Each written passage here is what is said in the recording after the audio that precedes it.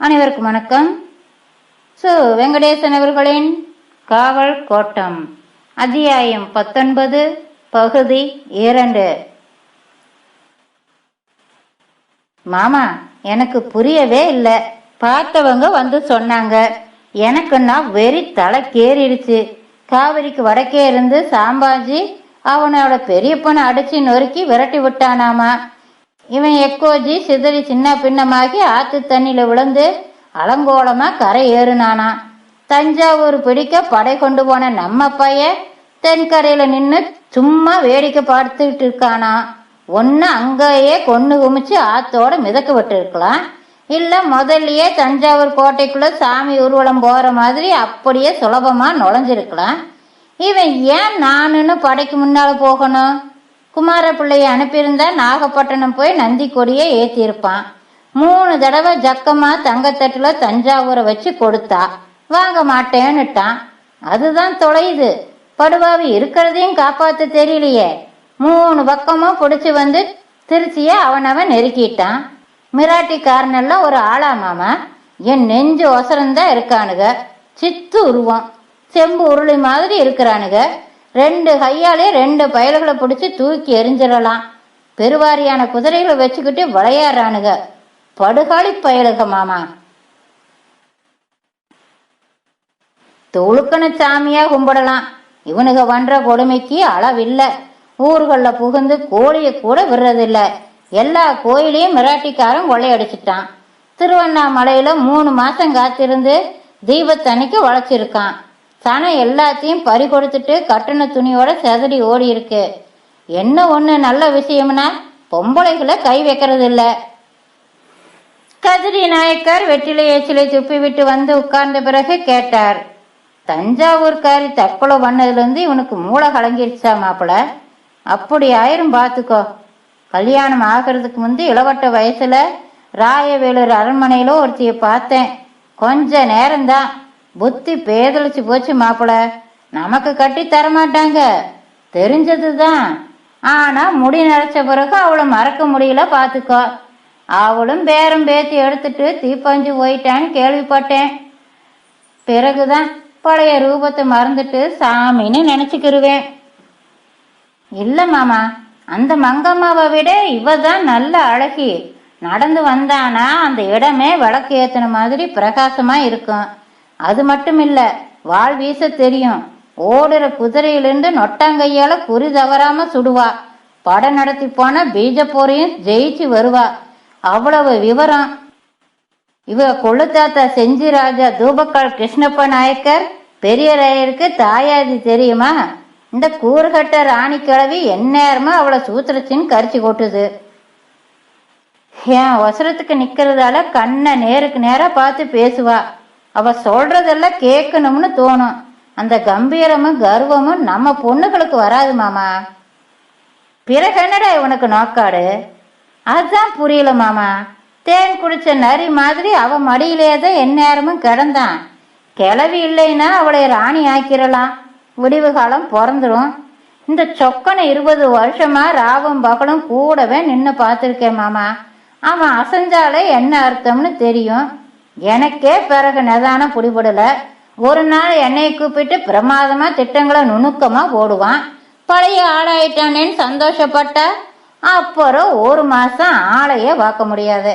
கேட்டா ஏடுகளை படிச்சுக்கிட்டு இருக்கான்னு சொல்லுவாங்க. என்ன இளவு படிப்போ மாமா. கோவிந்தைய கிளப்பி விட்டதுல தப்பில்ல. பாப்பான் எப்படியோ சரியா கணிச்சிட்டான். நம்ம வாயால வெளியே சொல்ல முடியாதுங்கிறதால பேசாம இருக்கேன். இவன் புத்தியில என்னமோ பெசகி போச்சு மாமா. வேங்கடரின் கண்கள் கலங்கி சொட்டின. விடு மாப்பிள, உள்ளபடி நடக்கட்டும். முடிஞ்சதை செய்வோம். என் கதையை கேளு. நீ போனப்புறம் என்னைய திருச்சிக்கு கூப்பிட்டாங்க. தர்பார்ல வச்சு இந்த வடுக பாப்பான் கோவிந்தன் கிட்ட சொல்றான், இனி வருஷம் 10,000 கோபாலி சக்கரம் கன்னிவாரி கொடுக்கணுமா. திரும்பி முத்துலிங்கத்தை முறைச்சு பார்த்தேன். அவன் சிம்மாசனத்துல இருந்து பைய எந்திரிச்சு உள்ள ஓடிட்டான். நான் பேச வாய் எடுக்கிறதுக்குள்ள இந்த வரேன்னு பாப்பான்னு அவன் பின்னால உள்ள போயிட்டான். நீ இருந்து சொக்கம் கேட்டிருந்தா தலையை அடகு வச்சு கூட கொடுப்பேன். கன்னிவாடி வழக்கமா நான் கொடுக்கறது 4000 சக்கரத்துக்கு மேல போகாது. அதுக்கே 6 மடங்கு விளைஞ்சு வந்தாத்தான் உண்டு. சம்சாரிக்கு பாதி போயிரும். பொதுவா 20,000 கோபாலிக்கு விளையிறதே இழுத்து பிடிச்சு வரும். நான் எங்க போய் கொள்ளையடிக்க? அதுக்குள்ள பஞ்சமும் வந்து போச்சு. மாப்பிள்ளை கிட்ட பெருவாரிய கடனை வாங்கி சனத்துக்கு கஞ்சி ஊத்திட்டேன். 40,000க்கு மேல இருக்கும். அவனும் சரிமாமா நல்ல காரியம்தான், உங்களால திருப்பி தர முடியாது, 15,000 கோபாலின்னு வச்சுக்கிருவான்னு சொல்லி இருக்கான். மணப்பாறை கோட்டைக்கு வெளியே மர நிழல்களிலெல்லாம் குதிரைகள் நின்றிருந்தன. போடி குதிரைகள் தான் அதிகம், 600. கன்னிவாடி, பழனி, விருப்பாச்சியிலிருந்து முறையே 400 வந்திருந்தன. மற்ற பாளையங்களிலிருந்து அதுக்கு குறைவான எண்ணிக்கை தான். எந்த பாளையமும் அன்று அடுப்பு மூட்டவில்லை. மணப்பாறையின் விருந்து தயாராகிறது. ஆங்காங்கே கல்லடுப்புகள் எரிய பெரிய மொடாக்களில் சோறு கொதித்து கொண்டிருந்தது. பெரியவர்கள் பந்த ஒளியில் ஆடுபுலி ஆட்டம், சொக்கட்டாம், 18ஆம் கல் விளையாடினர். இளைஞர்கள் மற்றவர்களை குசலம் விசாரித்து கொண்டு அந்த வட்டாரமெங்கும் சுற்றி தெரிந்தனர். கையில் பிடித்திருந்த வேல்களின் கூர்முனைகள் வானில் வெள்ளிகளை பழித்தன. ஆட்களை விட ஆயுதங்களே அதிகம் இருப்பதான பிரமை தோன்றியது. அரண்மனைக்குள் வலதுபுறம் இருந்த கூட்டத்தில் பாளைய தலைவர்கள் அமர்ந்து தாம்பூலம் போட்டுக் கொண்டிருந்தனர். கிண்டலும் கேலியும் வடுக பழமொழிகளுமாக சபை களைகட்டி இருந்தது. ஜமக்காலத்தின் மேல் தாம்பாளத்தில் பழங்களும் தின்பண்டங்களும் தயாராக எச்சில் பணிக்கங்களும் இருந்தன. குதிரைகளுக்கு புதிதாக வந்த செருமலுக்கு வைத்தியர்களோடு சேர்ந்து தான் கண்டுபிடித்த மருந்தை பற்றி கதிரி நாயக்கர் விலாவரியாக விவரிக்க தொடங்கினார். தொட்டியங்கோட்டை பெத்தளு நாயக்கர் குறுக்கிட்டார். மாமா, கொஞ்சம் பொறுங்க, தம்பிய வர சொல்றேன், அவன்தான் நம்ம குதிரைக்காரன் என்று சொல்லிவிட்டு அவனை அழைத்து வர ஆள் அனுப்பினார். முந்தைய அவனை இங்க கூட்டிட்டு வந்திருக்க வேண்டியதாண்டா என்று கதிரி சத்தம் போட்டார். சாப்பிட வாருங்கள் என்று 3வது முறையாக எறக்காம வந்து அழைத்தாள். பேச்சை விட்டு எழ யாருக்கும் மனமில்லை. தொட்டியங்கோட்டை சித்தம நாயக்கன் வந்து தன் அண்ணனை வணங்கினான். மீசை கருத்து விரிந்து பருக்கள் அடங்கி மாநிறம் மினுமினுக்கும் பருவம். நீள முடியை உச்சியில் முடிந்த அவன் போட்டிருந்த கொண்டை சிறு களையம் தலையில் நிற்பது போலாகி அவன் உயரத்தை 10 சாணுக்கு காட்டியது. அண்ணன் அறிமுகம் செய்து வைக்க ஒவ்வொருவராக வணங்கினான். இலை போட்டாச்சு என்று எரகாமோ சொல்லிவிட்டு போனாள். உள்ளே சென்று பிரகாசமாக நிலவொளி இறங்கிக் கொண்டிருந்த நடுமுற்றத்தில் கை கழுவி கொண்டு இடதுபுற வாசலில் நுழைந்து நாடகசாலைக்கு வந்தார்கள். பிரம்மாண்டமான வாசலுக்கு வெளியே தூரத்தில் தீப்பந்தங்களோடு கிழக்கு கோட்டை வாசல் தெரிந்தது. பாய் விரிக்கப்பட்டு முன்னால் தையல் ஆளிலைகள் இருந்தன. போடி நாயக்கன் ஒரு ஜக்கு நாயக்கர் மாம்பரை குமார கதிரி நாயக்கரை தன் அருகே அழைத்து அமர்த்தி பேச்சு கொடுத்தார். பெரிய ஏனங்களில் குதிரைவாளி, வரகு, நெல்லுச்சோறு தனித்தனியே இருந்தன. கறி வகைகளும் மரக்கறிகளும் மண் சட்டிகளில் வரிசையாய் இருந்தன. மணப்பாறை நல்லம்மா நாயக்கனின் 3வது சம்சாரம் எரகாமு உறவினர்களான 3 குமரிகளையும் 2 சிறுமிகளையும் உதவிக்கு வைத்துக் கொண்டு பரிமாறினாள். மூத்த சம்சாரம் ராமுலம்மாள் சற்று தள்ளி நின்று மேற்பார்வை பார்த்தவாறு இருந்தாள். சிறுமிகள் ஓடோடி வடகங்களை முதலில் பரிமாறினார். விருப்பாசி திருமலை சின்னப்ப நாயக்கர் வேக வேகமாக உள்ளே நுழைந்தார். விருந்தோமும் நல்லம்ம நாயக்கர் கேட்டார். என்னன்னா, படைகளை அனுப்பிட்டு இவ்வளவு பிந்தி வரைக? நல்ல வேலை, சரியான நேரத்துக்கு வந்தீங்க. எல்லோருக்கும் முகமுன் கூறிவிட்டு கடைசியாக அமர்ந்தார். நேற்று காலையிலேயே ஒரு பஞ்சாயத்து வந்துருச்சு. வராகிரி கோட்டை வர போயிட்டு வாரேன். காளாஞ்சிப்பட்டி அன்னம்ம நாயக்கனோட சம்சாரிக்கிட்ட எள்ளு எடுத்து ஏவாரி 2 வருஷமா சக்கரம் கொடுக்கலையாம். மதுரையில போய் அவனை கேட்கற நிலைமையிலேயே அங்க இப்ப ஆட்சி நடக்கு. வாணியன தற்செயல பழனியில பார்த்திருக்காங்க. அப்படியே தூக்கிட்டு போய் கோட்டைக்குள்ள போட்டுட்டாங்க. தாக்கல் கடிச்சு வடக்கு ஆவணி வீதி செட்டிமார் வந்தாங்க. பேசி முடிச்சு மொத்த சக்கரத்தையும் வாங்கி கொடுத்துட்டு அபராதம் போட்டு ஆள விட்டேன். நெல்லுச்சோரை ஒருவர் கூட சீண்டவில்லை. வரகும் குதிரைவாளையும் தான் இலைகளில் இருந்தன. போடி ஜக்கு நாயக்கர் பேசினார். மணப்பாறை மண்ணுல வச்சு இன்னைக்கு ஒரு நல்ல காரியம் முடிய போகுது. சிந்தம நாயக்கனுக்காக மாம்பரி குமார கதிரி நாயக்கர்கிட்ட நான் பொண்ணு கேட்கறேன். எதிர்பாராத வேண்டுகோளை கேட்டு தொட்டியங்கோட்டை சகோதரர்கள் திடுக்கிட்டனர். எல்லோரும் ஆரவாரமாக வாழ்த்தினர். மாம்பரைக்காரர் மெதுவாக வாய்த்திருந்தார். அவசரப்படாதீங்க மாமா, எனக்கு சம்மதம்தான், ஆனா அவ்வா கிட்ட கேட்கணும். கன்னிவாடிக்காரர் குரல் உயர்ந்தது. ஏண்டா, உனக்கே நரைச்சிருச்சு, இனி அவ்வா கிட்ட என்னத்தை கேட்க போற? வீட்டுக்குள்ள இருந்துகிட்டு இந்த கிழவிக பண்ற அதிகாரம் தாங்க முடியலப்பா. கிழவிக பேச்ச கேட்டு கேட்டுத்தான் வடுவனுக விளங்காம போறானுக. ஏறகாம வெடுக்கென்று கேட்டார். தீயில ஏத்தி குல தெய்வம்னு கும்பிட போறீங்க, அப்போ உயிரோடு இருக்கும்போது தெய்வங்க அதிகாரம் பண்ணத்தான் செய்யும். ஜக்கு நாயக்கர் கடகடவென்று சிரித்தார். பாரா, எரியோட்டுக்காரி என்ன ஓடுறானு என்று சொல்லிவிட்டு மணப்பாறைக்காரரை பார்த்து சொன்னார். மாப்பிள்ள, பாளையத்தை பாப்பா கிட்ட விட்டுட்டு நீ மாடு மேய்க்க போடா. மூத்த சம்சாரம் ராமுலம்மா சிரித்து கொண்டே பெருமையோடு சொன்னாள். பின்ன இவன் நான் பார்த்து கட்டி கொண்டு வந்தவளாக்கும். மாம்பரைக்காரர் மீண்டும் ஆரம்பித்தார். இல்ல மாமா, ராயர் காலத்துல கொட்டியம் நாகம நாயக்கரோட சேர்ந்து எங்க முப்பாட்டன் சகரன் தம்மைய நாயக்கர் வடக்க துலுக்கனோட சண்டைக்கு போன காலத்திலிருந்து அவ்வா கதைய தொடங்கிரும். விஸ்வநாத நாயக்கர் பிறந்த போது இருந்து நாங்க கூட இருந்திருக்கோம். அவங்க தாயாதிகன் அவ்வா பெருமை பேசிக்கிட்டு இருக்கோம். தலைமுறையில முக்காவாசி பேரு படைபட்டுல தான் பட்டு போயிருக்காங்க. சென்ன கதிரி குறுக்கிட்டார். மதுரையில கோட்டை போட முந்திய தொட்டியங்கோட்டை பாளையம் வந்துருச்சுடா. அப்ப காடு வெட்டி குடி போகும்போது பெத்த மாக்கள நாயக்கர் ஒத்த ஆளா சமுதாயத்தில் யானை குத்த கொன்னதா கேள்வி. இப்ப தஞ்சாவூர் கோட்டைக்குள்ள நானும் இவன் தந்தையாரு மாக்கள நாயக்கரும் தான் முதல்ல புகுந்தோம். அசகாய சூரன் இல்ல, கொஞ்ச நேரத்துல நகரத்தையே அடக்கிட்டான். பெத்தல நாயக்கர் ரோஷத்தோடு சொன்னார். தாத்தா, நாங்களும் ராயர் காலத்திலேயே வடக்க பட கொண்டு போனவங்க தான். கயத்தாறு சண்டையில நாங்க ஜெயிச்சு கொடுத்ததால தான் விஸ்வநாத நாயக்கர் 43வது கொத்தளத்தோட மேற்கு வாசலையும் எங்களை நிக்க வச்சாரு. நாங்க வாக்காத சண்டைய சும்மா இல்ல, நாங்க பெஞ்ச வல்லக்க குளம், தெரிஞ்சுக்கிடட்டும். மாம்பரையார் தொடர்ந்தார். அதுதான் மாமா நானும் சொல்றேன். வெக்கிலியர் வல்லக்கவாறு கூட சம்பந்தம் பண்ற பழக்கம் இல்லையே. பழக்கம் நாம உண்டாக்குறது தானே மாப்பிள்ள. உனக்கு சம்மதமா? அத சொல்லு. அவ்வா கிட்ட நான் வந்து பேசிக்கிறேன். உறுதியா சொல்லணும். சரி. சென்ன கதிரி போடிக்காரரை பார்த்து உற்சாகமாக தொடர்ந்தார். மாப்பிள்ள, இந்த வருஷமே எல்லாத்தையும் கூப்பிடு. ஜக்கம்மா கோயில வச்சு ஓலை எழுதணும்.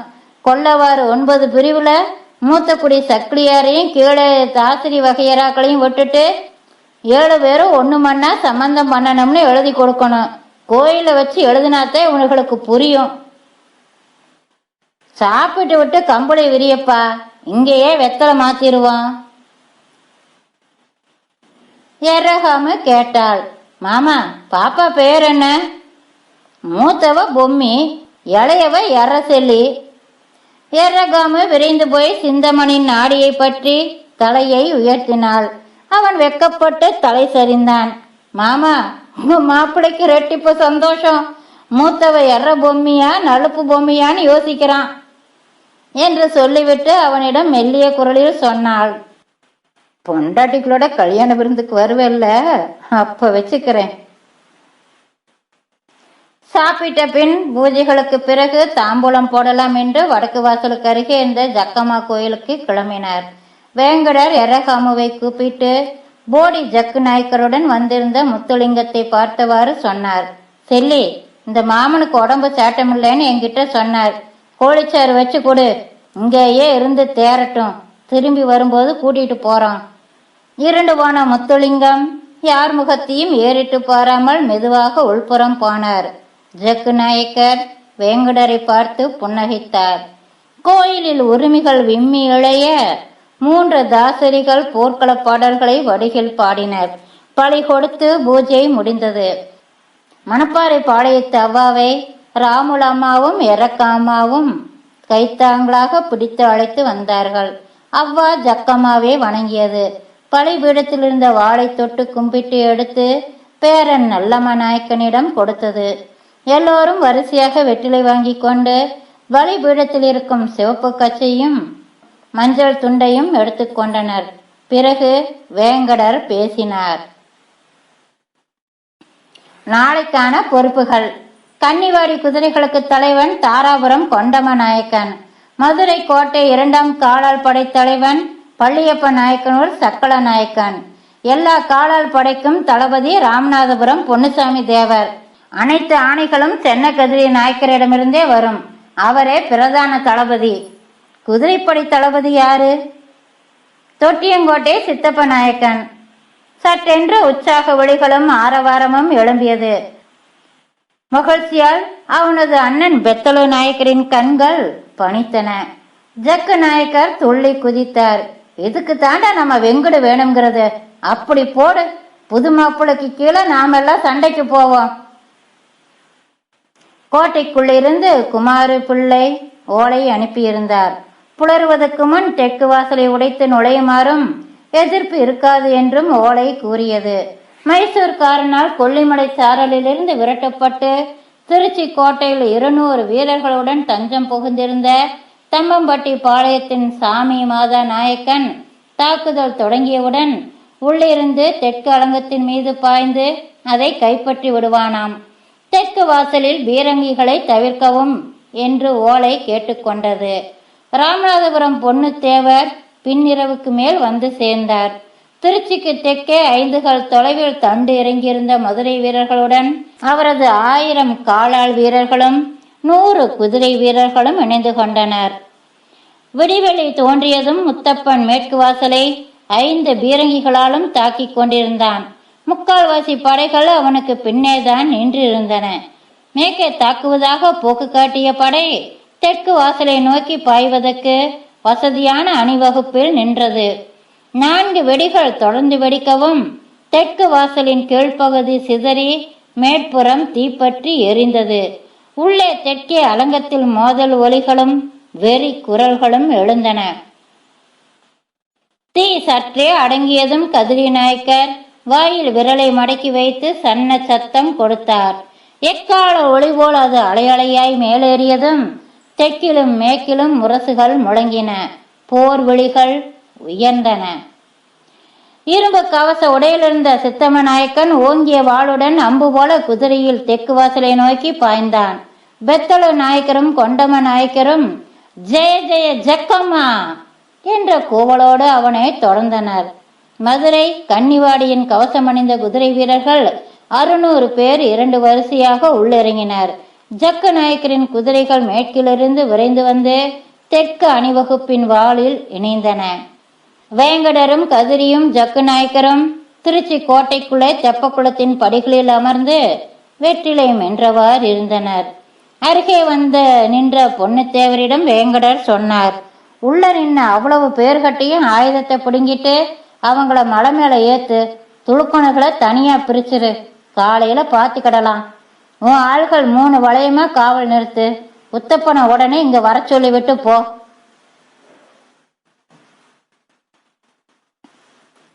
போன வேட்டைக்கு வந்துட்டும் போல என்ற ஜக்கு நாயக்கரிடம், இல்ல வேலை இருக்கு என்றார் வேங்கடர். ஜக்கு உடைபெற்று உறங்கப் போனார்.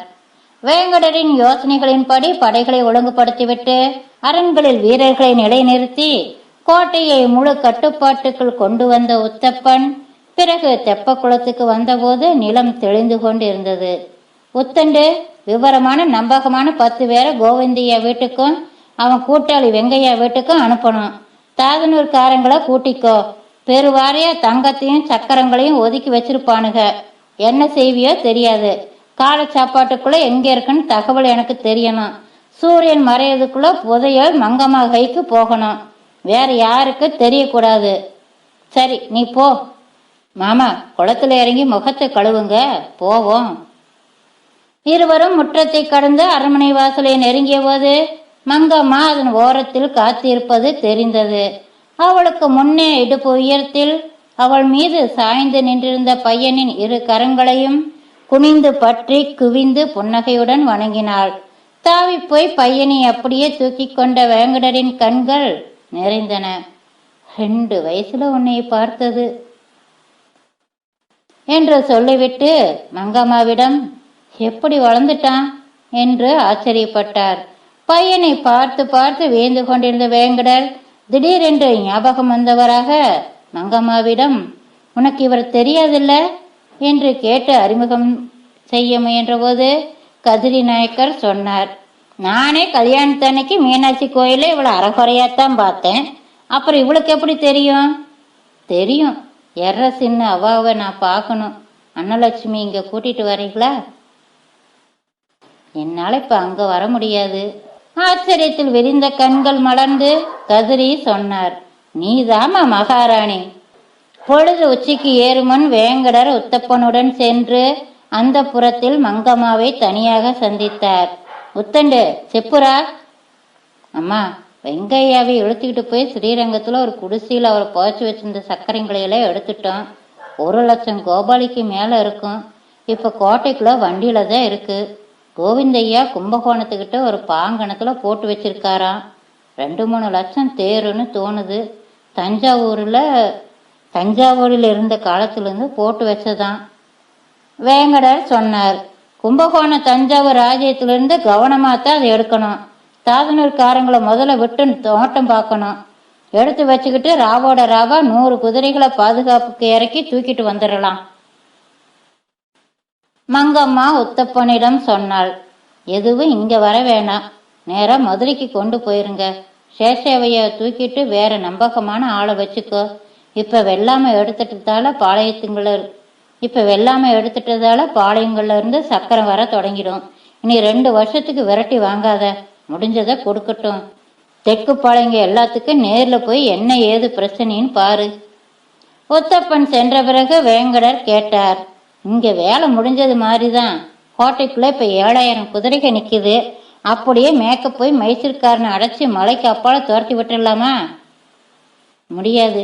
மேக்க சங்ககிரி, சத்தியமங்கலம், தண்டநாயக்கம் பேட்டையெல்லாம் வலுவான கல்கோட்டைக. முற்றுகையை தாக்கு பிடிக்கும். வீணா கால விரையும். மைசூர் தளபதி குமாரையன் கெட்டிக்காரன். அவ்வளவு சுலபமா அவனை விரட்ட முடியாது. அதை விட நல்லது வடக்க பறிபோன நம்ம பாளையங்களை மீக்கிறது தான். மராட்டிக்காரனை விரட்டிடலாம். செஞ்சியை விட்டுட்டு இதை பாதுகாக்க கீழே இறங்க மாட்டான். வடக்க டெல்லி பாதுஷாவை சமாளிக்கவே அவனுக்கு நேரம் சரியா இருக்கும். ருஸ்தம் கான் கதையை முடிச்ச பிறகு காவிரியை தாண்டி துறையூர் மேலே போங்க. பிறகு உடையார்பாளையம், அப்புறம் அரியலூர். அந்த பாளையத்துக்காரங்கெல்லாம் காட்டுல ஆட்களோடு ஒளிஞ்சு திரியிறாங்க. அவங்களும் வந்து சேர்ந்துக்குவாங்க. எல்லாம் மண்கோட்டைகள் தான்.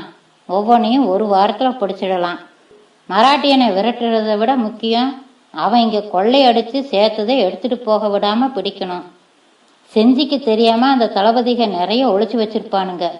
தஞ்சாவூர் கூட இப்ப மோத வேண்டாம், அங்க ஒண்ணும் இல்லை. நாட்டை பட்ட மரமா ஆக்கி வச்சிருக்கானுங்க. நம்ம நிலைமை எவ்வளவோ பரவாயில்லை. சரி, உங்க சம்சாரங்களை பேர பிள்ளைங்களை எல்லாம் திருச்சிக்கு கூட்டி வந்துருங்க. அரசர் உங்களை மறுபடியும் தளவாயா நியமிப்பார். வேணாமா, இனி அரசரை நம்பி எதுவும் செய்ய முடியாது. பழச்சி கலந்தா முத்து வீரப்பன் வளர்ந்தவுடன் வந்து சேர்ந்துக்கிறேன். இப்போதைக்கு எந்த பதவியும் வேண்டாம். புத்தண்டுவை நம்பி மதுரை கோட்டையை விடலாம். நான் கிழக்கையே போறேன். குமார பிள்ளையை அங்க கூட்டிக்கிட்டு போறேன். படிச்ச ஆளுக அங்க தேவைப்படுது. அப்புறம் ஒரு விஷயம், ராமநாதபுரம் பாளையம் இப்ப செஞ்ச உதவிக்காக அவருக்கு இங்க சபையில வச்சு ஒரு விருது கொடுக்கலாமா? ஓலை அனுப்பி அவரை வரவழைப்போம். பரராஜகேசரின் பட்டம் கொடுப்போம். ஆடம்பரமா இருக்கு, இருக்கட்டும். தஞ்சாவூரை இனிமே அவரு தனியா சமாளிக்க வேண்டியது இருக்கும்.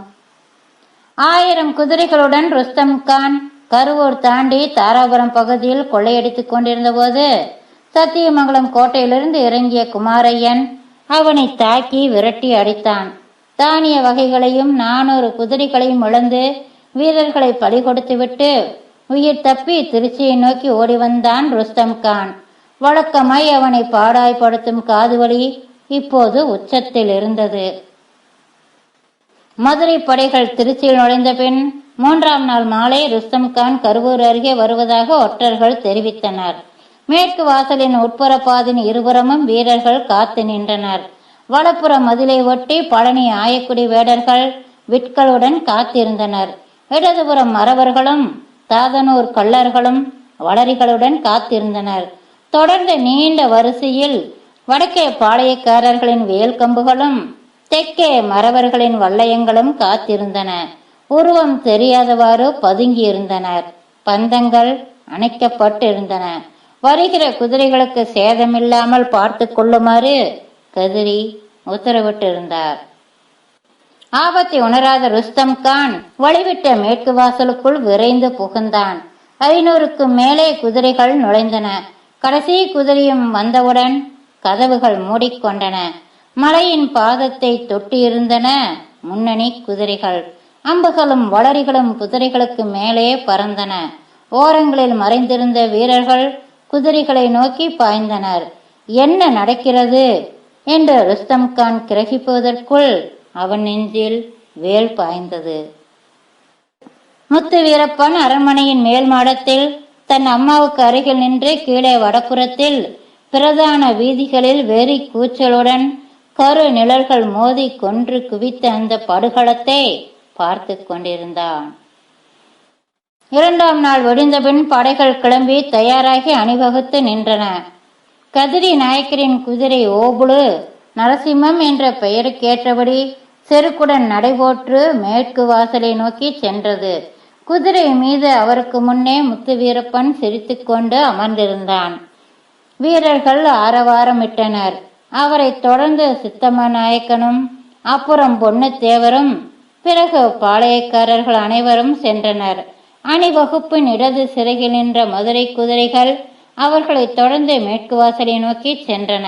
அனைவரும் சென்றபின் கடைசியாக வேங்கடர் வெளியேறினார். கொள்ளிடத்தை கடந்தபின் உத்தப்பனின் வீரர்கள் முத்து வீரப்பனை வணங்கிக் கொண்டு திருச்சி திரும்பினர். படைகள் துறையூரை குறிவைத்து சென்றன. மீண்டும் சந்திப்போம். நன்றி நண்பர்களே.